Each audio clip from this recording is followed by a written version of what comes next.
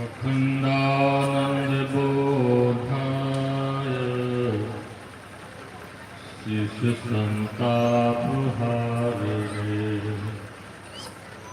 सच्चिदानंदरूपाय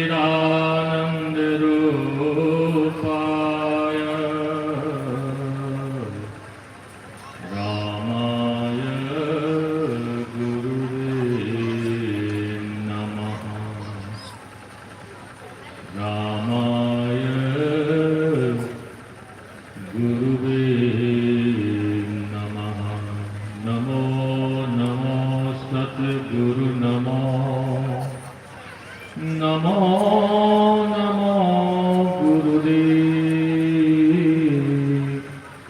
नमो विघ्नहर्ता गुरो निर्मल जाको भी धन्य धन्य सद्गुरु सुखदा महिमा कही न जाए। जो कछु कहाँ तुम्हारी कृपा मोते कछु ना वसाए। जो कछु कहाँ तुम्हारी कृपा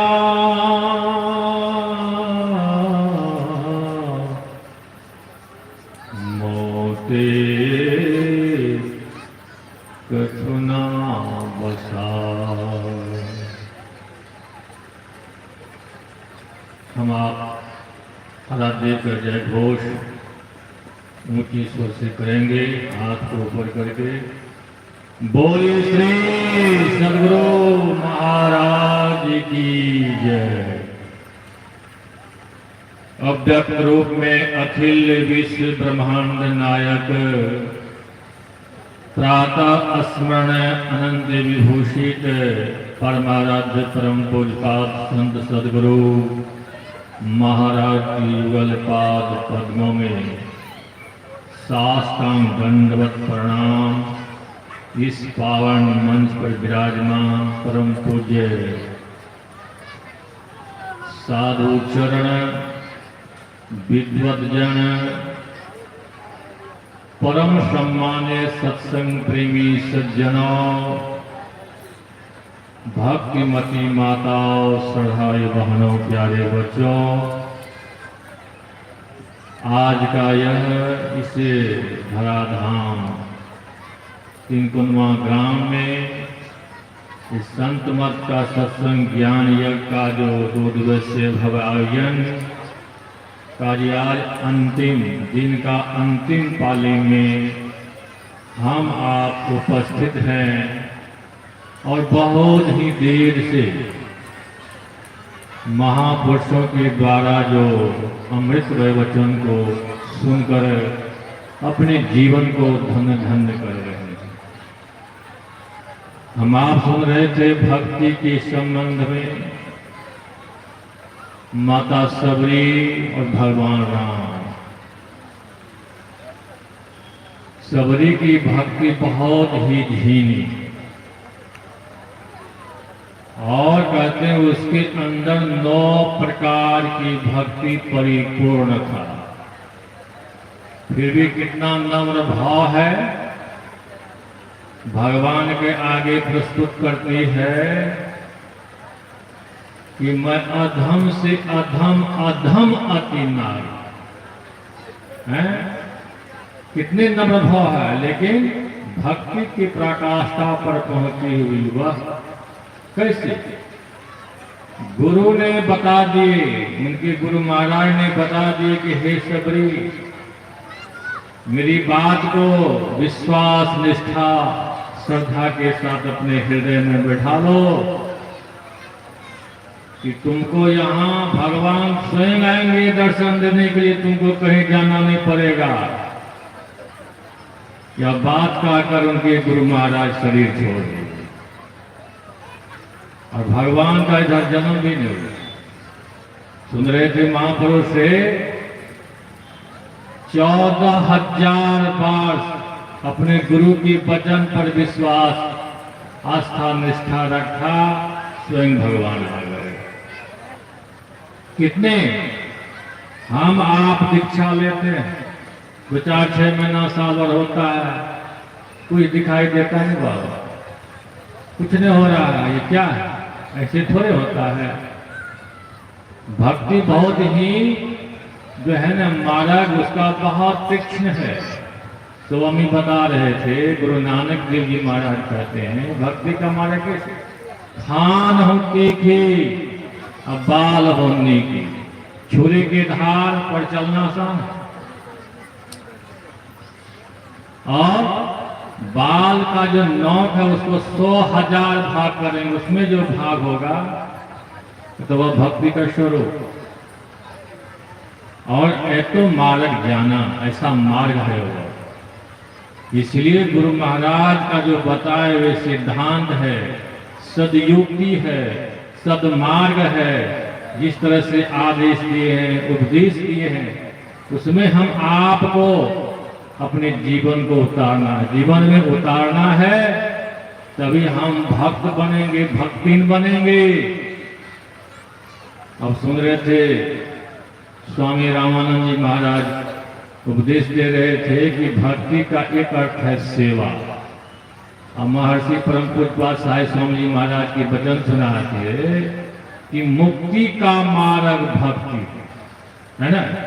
अगर मुक्ति पाना चाहते हैं, आवागमन के चक्र से छूटना चाहते हैं, तो उसके लिए भक्ति करनी पड़ेगी। मुक्ति के मार्ग भक्ति है जो युक्ति बिना नहीं होती है, वह सदयुक्ति सदगुरु से जानकर, उनके लिए इसमें परंपरा में आचार्य लोगों से जानकर, तब हम आपको वह युक्ति जानकर भक्ति करने पड़ेगा। युक्ति से भक्ति यदि न किया तो भव से त्राण कहाँ होगा? संसार भव सागर से तरने कैसे होगा?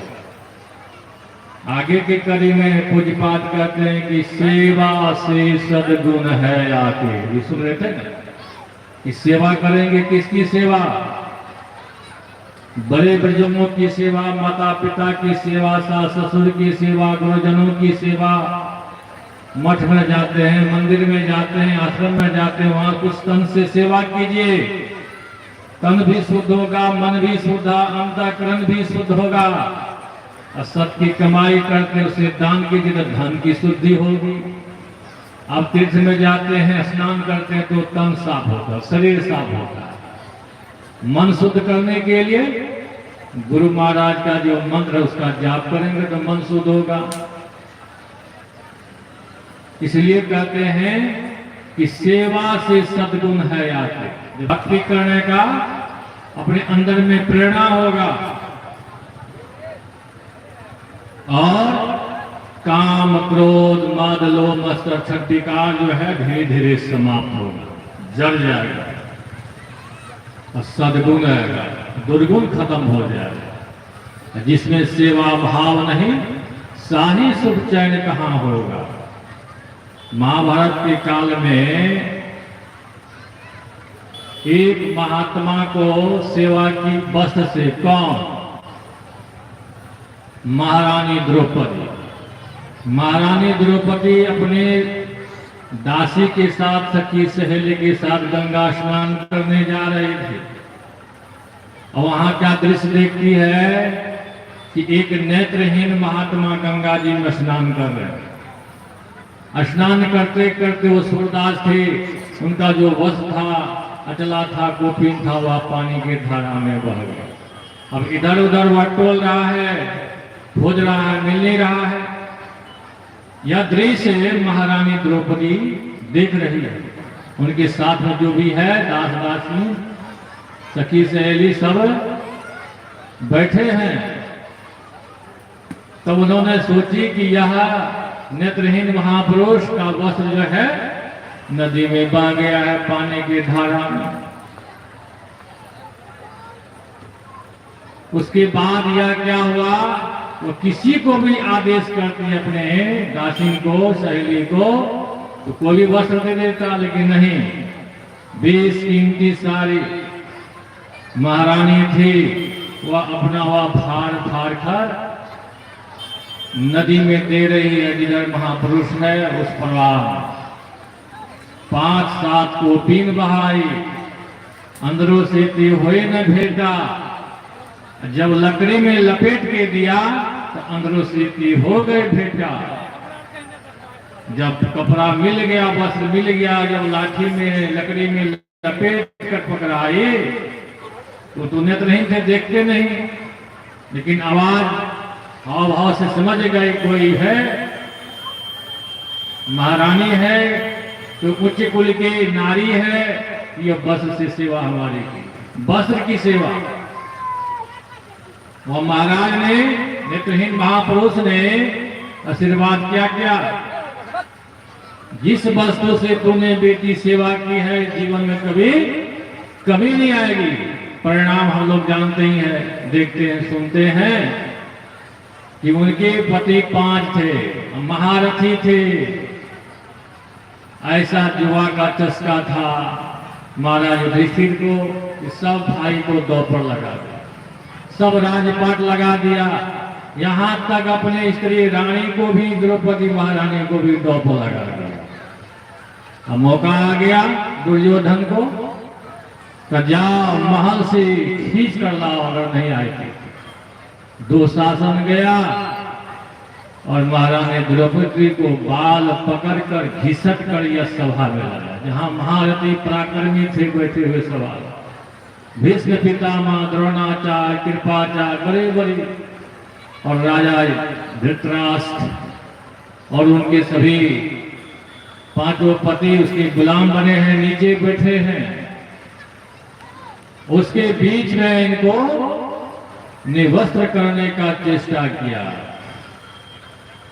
नग्न करने का चेष्टा किया दुशासन, और उनका जो है साड़ी खींचने लगा, खैच कसीसा, सिर पर बैठे है जगदीशा। वहां तो महापुरुषों का वरदान, भगवान की उपासक थी भगवान कृष्ण की, उसकी पुकार, भगवान आ गए सारी ही बनकर, सारी बिच नारी की नारी बिच सारी। 10,000 हाथी का बल था दुशासन को, खींचते खींचते पसीना से लथपथ होकर मूर्छित होकर गिर पड़ा धरती पर। दुर्योधन ने कहा कि तुमको तो 10,000 हाथी का बल है, कहाँ गया, क्या हुआ? कहा कि हमको ये 10,000 का हाथी बल है, लेकिन इस पर भगवान की कृपा है, संतों की कृपा है, ये काम होने वाला नहीं।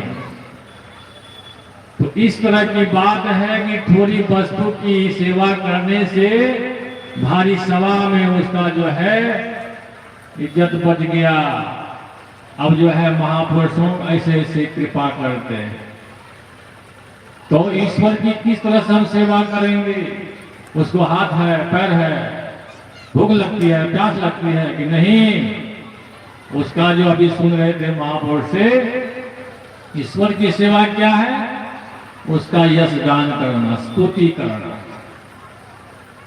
स्तुति करना ही, यश गान ही करना उसकी सेवा है। उपासना, ध्यान, सुमरण, जप, और जो स्थूल शरीर से सेवा करने चाहते हैं, अपने सती कमाई से दान करना, सेवा करना चाहते हैं, तो उसका जो धाम बनता है, उसका जो आयोजन होता है, या धर्म सभा लगता है, सत्संग समागम होता है, सत्संग भवन बनता है, इस सब में आप कुछ सेवा करेंगे तो धन कमाने में मनुष्य को जो है सब तरह का काम होता, पुण्य पाप होता है।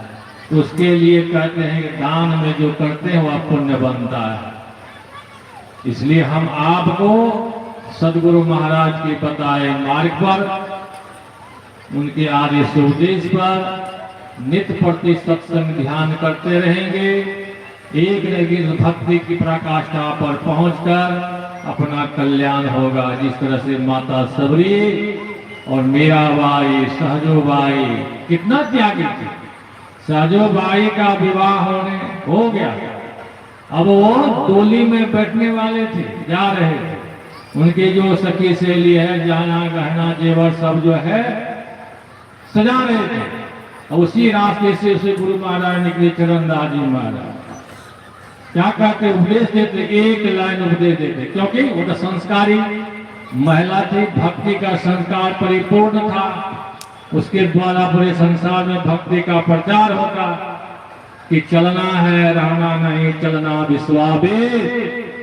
सहजो तनिक सुहाग पर क्या गुथा वैसे, तनिक से सुहाग के लिए तुमने यार शीश गुथाते। यही बात जो है वह भक्ति के परिपूर्ण संस्कारी महिला सहजोबाई को लगी गुरु के। वह नौच पहुंच के सारे गाय वर फेंक कर गुरु के चरण में गए। उस समय भी उसके साथ में महिला है, सखी थी, सहेली थी, उसका नाम कहा जुग जुगांतर उसका नाम चल रहा। ऐसे त्याग, ऐसे वैराग, ज्ञान भक्ति में पराकाष्ठा में पूर्ण, चाहे पुरुष रूप में महिला रूप में, हम आपको यह उदाहरण प्रेरणा लेना चाहिए। हम आप भी करेंगे तो हमारा भी उद्धार ज्ञान कल्याण होगा। इतना कहकर वाणी को विराम देते हैं। बोलिए श्री सदगुरु महाराज की जय।